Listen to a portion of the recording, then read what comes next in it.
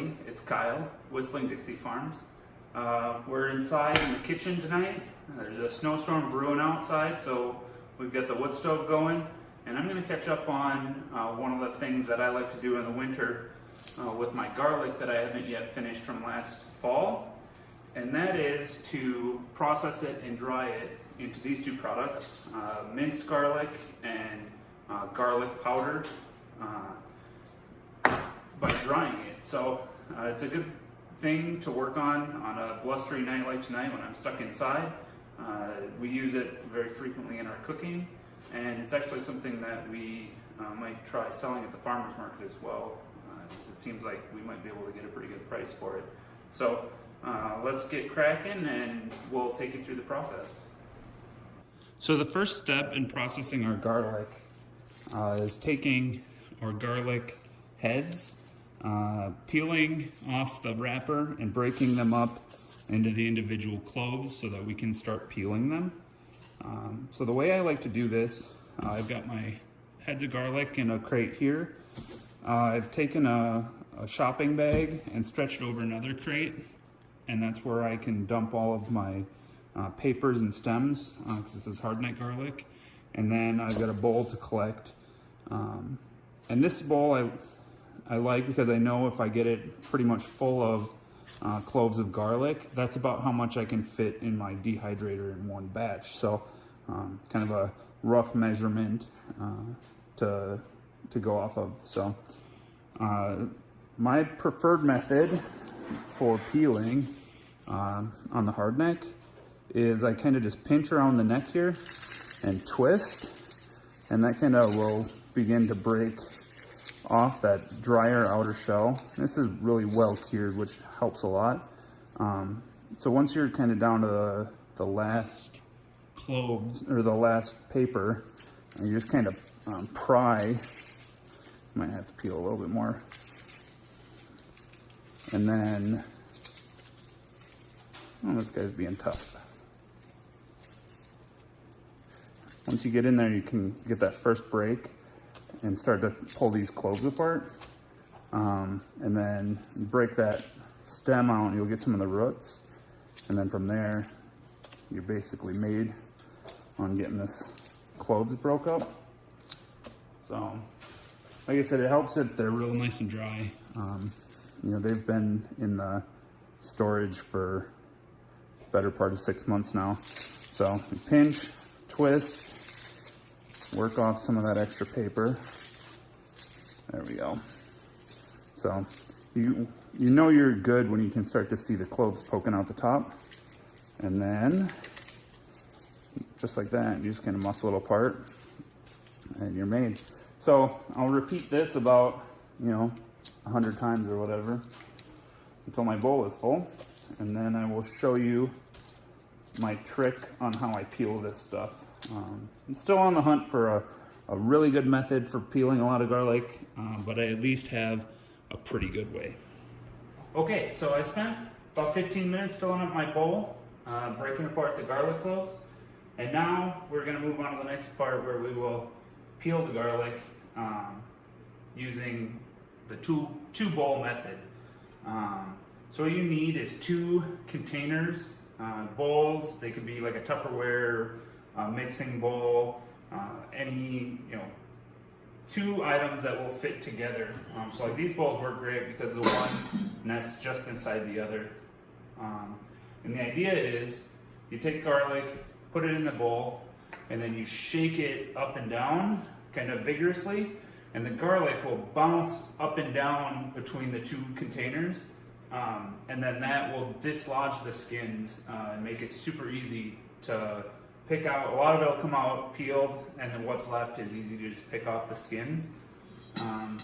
It's the best method I found thus far for processing a lot of garlic, but it's still it's pretty labor and time intensive to do this much. But it's just part of the process of doing this. It's not so bad. You can hang out, maybe catch up on some of your favorite YouTubes. I'll shout out to Jason over at Start From Seed. He's got a great channel. Check out his stuff. He is growing garlic this year as well, so you know, maybe he'll have some videos about garlic. But here we go. So we'll just take a handful or two, about like that. Snap these two together, and then just, like I said, a vigorous shake.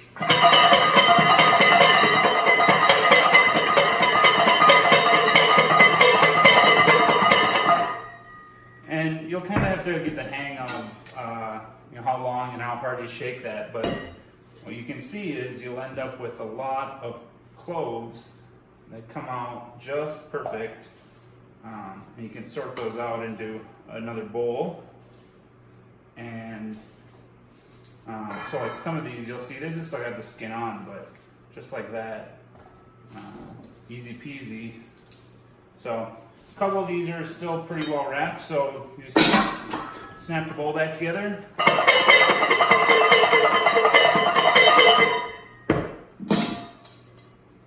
So it's kind of a noisy ordeal, but certainly beats the pants off of, you know, cutting each one of these with a knife and then, you know, picking at them. So you can see how quick you can move through this. So I kind of work in this batch process where I'll get this whole bowl done that I just did.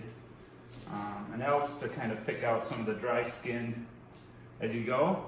And then you just kind of keep working back and forth until you'll have a full bowl of garlic and a box of skins, and you're ready to move on to the next step. So hang with me and we will finish peeling all this stuff and move on. So, all right, it's been about 45 minutes and I've got all my garlic peeled, and we're ready to move on to the next step, which is breaking it down for drying. I've tried a lot of different processes for this, and my current favorite is to use a meat grinder. Some of the other ways I've tried in the past have been with a food processor, a blender, and even just chopping it up by knife. But I've found that the meat grinder gives me the most consistent granule size, and the size that it comes out is actually just right. So I've got a coarse plate in here. One of the other things I do like, I've got this, it's a miniature mandolin for garlic. I think I paid about $8 for it.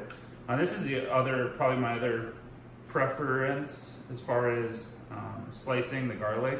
You just drop some cloves in and then back and forth, and you end up with these paper thin little slices that dry really nice, which is good for either using as the slices. Otherwise, you can process that down into a fine garlic powder. The product you'll get out of your meat grinder is like what I showed you early on. You're going to end up with large granules and then a coarse garlic powder. So pretty basic. Grab a handful. We'll drop them in the food grinder. Got a little plunger. And we'll just work through a little bit here.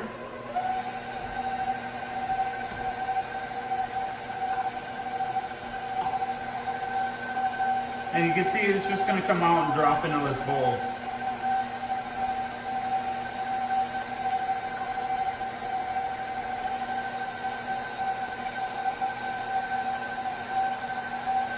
All right. So we're just going to end up with this very nicely chipped up garlic. And we'll do a quick measurement of that when I'm done here.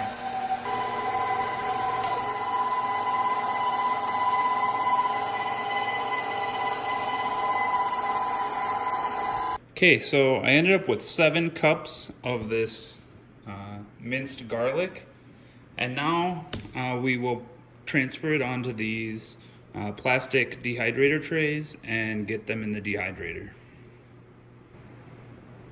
We're all loaded up and ready to head for the dehydrator. Make sure you spread your garlic real thin as you can, and then I also like to take a spatula and I just kind of mash it on the edge, so it helps kind of spread things out and also, you know, more surface area. So let's go hit the dehydrator. All right, I've got the trays loaded into my dehydrator. and I've come out to my workshop where it's well ventilated. I love garlic, but I don't want my house to smell like I'm fighting off vampires. So make sure if you're gonna do this, you put your dehydrator somewhere where you don't mind if it's gonna smell like garlic for a week or more. Definitely somewhere that's got a lot of ventilation, because it's gonna smell great, but it's gonna smell very strong. So put it somewhere like in your garage, and we're gonna set this dehydrator to run, and it's gonna take about usually about 20 to 32 hours. Okay, we're about 40 hours in the dryer, and our garlic is dry. About halfway through, I went and I broke up the sheets to make a little bit more surface area. It was really cold out, below zero, and my dehydrator was struggling a little, so that helped dry well and thorough.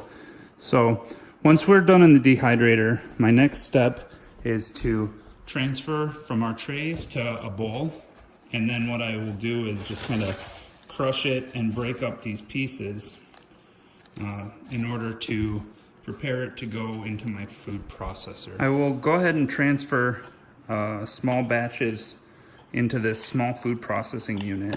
I've found that grinding up the garlic is a little bit hard on these plastic utensils, so don't use anything real nice if you're going to do a lot of this. But basically we're going to put it in here and we're just going to pulse it a little bit. And you just do that until all of the bits and pieces are broke up. It'll probably take 20 to 30 seconds of pulsing. And eventually you'll end up with something that's like this. You're gonna have some fine powder and some larger granules. And from there, I will just use a sieve, and I dump all of that processed stuff into the sieve and just shake. And that's how I separate out the minced garlic from the garlic powder. And if you feel the need, if your minced chunks are still pretty big, you can put them back into the food processor, and then repeat this step. I take another bowl, and I will just repeat these steps in small batches until I've got all of that garlic well processed. And at this point, this is ready to eat. All right, I'm all done. I've finished processing all the garlic, and I've transferred the final product into these mason jars.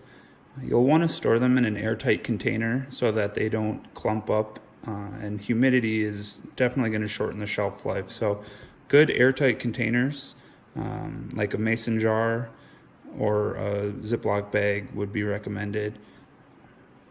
Now, to finish things up, I've done a little bit of calculations so you know what you can expect when you try this. I measured both weight and volume as I worked.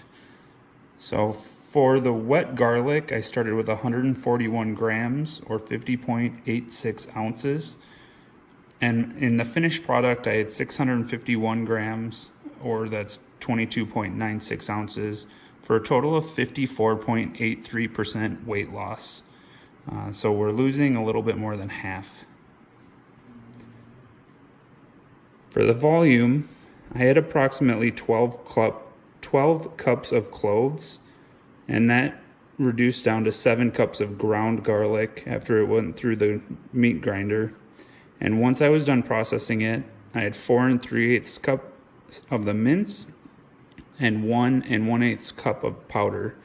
Now that ratio will vary based on how well you process it in the food processor at the end. And you can vary that based on your preference. But in total, I ended up with 5.5 cups. You can see that I also ended up with about a 54.16% volume reduction.